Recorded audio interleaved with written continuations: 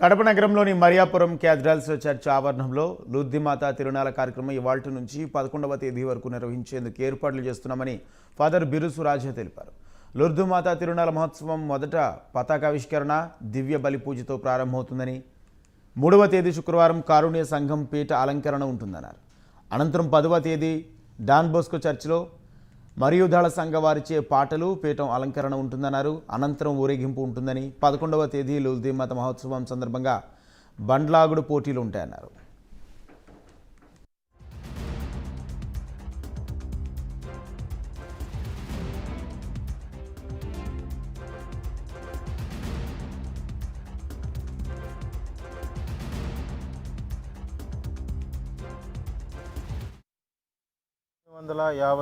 సంవత్సరంలో లూర్దుమాత ఫ్రాన్స్ దేశంలోని 1858వ సంవత్సరంలో లూర్దుమాత లూర్దు నగరంలో ఫ్రాన్స్ దేశంలోని లూర్దు నగరంలో లూసీ, జెసింతా, బెర్నదెత్ అనే ముగ్గురి బాలికలకు దర్శనమిచ్చి ప్రార్థన చేయండి, లోకంలో శాంతి సమాధానాలు ఉండాలి అని వారికి దర్శనమిచ్చినప్పుడు వారిని కోరింది. దీనిలో భాగంగా ప్రపంచమంతా కూడా ఫిబ్రవరి 11వ తేదీన లూర్దుమాత పండుగగా మేము కొనియాడతాము. స్వర్గీయ గురువులైన క్రంబ్లీ స్వాముల వారు ఇక్కడ ఈ మరియాపురం పరిసర ప్రాంతాల్లో ఎన్నో ఎకరముల భూమిని కొని ఈ ప్రాంగణాన్ని లూర్దుమాత ప్రాంగణంగా ఆయన నామకరణం చేసినాడు.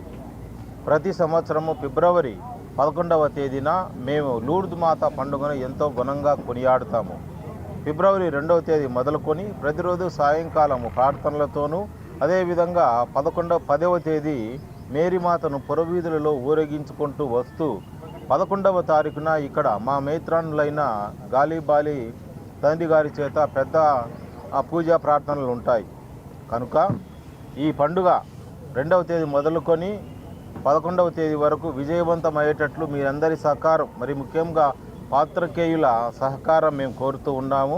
లూర్దుమాత తిరునాళ 2023 ఈ మహోత్సవానికి చేసినటువంటి ఎలక్ట్రానిక్ మీడియా మిత్రులందరికీ కూడా ధన్యవాదాలు.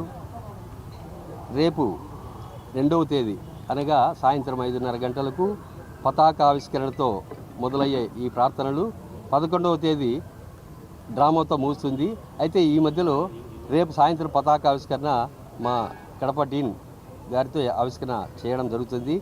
ఈ కార్యక్రమం నాటికి మా విచారణ గురువు అయినట్టు బిరుసు రాజా గారు కానీ, కైపు చంద్ర ఫాదర్ కానీ, మా ఎగ్జిక్యూటివ్ కమిటీ అందరి సహకారంతో మేము చాలా చక్కగా చేస్తున్నామని అయితే మేము అభిప్రాయపడుతున్నాం.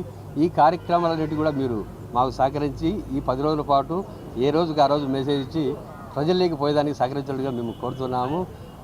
రేపు పతాకావిష్కరణ అనంతరం మా పురోవేదుల గుండా చేరి ఇట్లు మళ్ళా తర్వాత ఇక చర్చి ప్రాంగణంలోకే చేరుతుంది. అనంతరం ఇక్కడ పూజా కార్యక్రమాలు జరుగుతాయి. ప్రతిరోజు సాయంత్రం 5:30 గంటలకు 2 ఫాదర్లు, ఒకరు ప్రసంగంగాను ఒకరు పూజగాను నిర్వహిస్తారు. అనంతరము తర్వాత భక్తులకు ప్రసాదాలు, రకరకాల సాంస్కృతిక కార్యక్రమాలు కూడా ఉంటాయి.